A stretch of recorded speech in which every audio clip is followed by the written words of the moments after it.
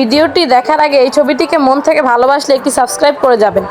একদিন টুনি তার বাগানে টমেটো চাষ করে এবং সেই বাগানে খুব পরিশ্রম করে এবং সেই বাগানে অনেক টমেটো ফলে। তা দেখে টুনি খুব খুশি হয়ে যায়। একদিন টুনি তার বাগান ছেড়ে একটু বাইরে যায়। সেই দিন সেখানে একটি দুষ্ট ডাইনি চলে আসে এবং টুনি সকল টমেটো নষ্ট করে দিয়ে চলে যায়।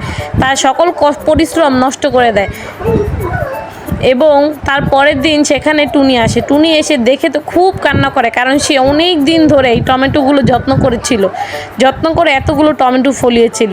টুনির এত যত্নের ফসল নষ্ট করে দিয়েছে দেখে টুনি খুব কষ্ট পায় এবং সে পুলিশকে কল দেয় এবং পুলিশ এসে তদন্ত করে দেখে টুনি সকল ফসল নষ্ট করেছে ডাইনি। তাই পুলিশ টুনিকে বলে, তুমি আবার ফসল ফলাও, এবার ডাইনি তোমার ফসল নষ্ট করতে আসলে আমরা ডাইনিকে ধরে ফেলব।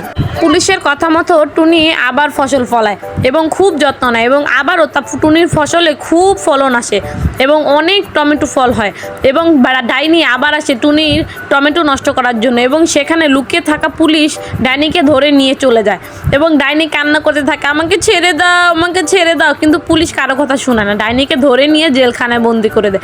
আমাদের ভিডিওটি ভালো লাগলে শেয়ার করে দিবেন।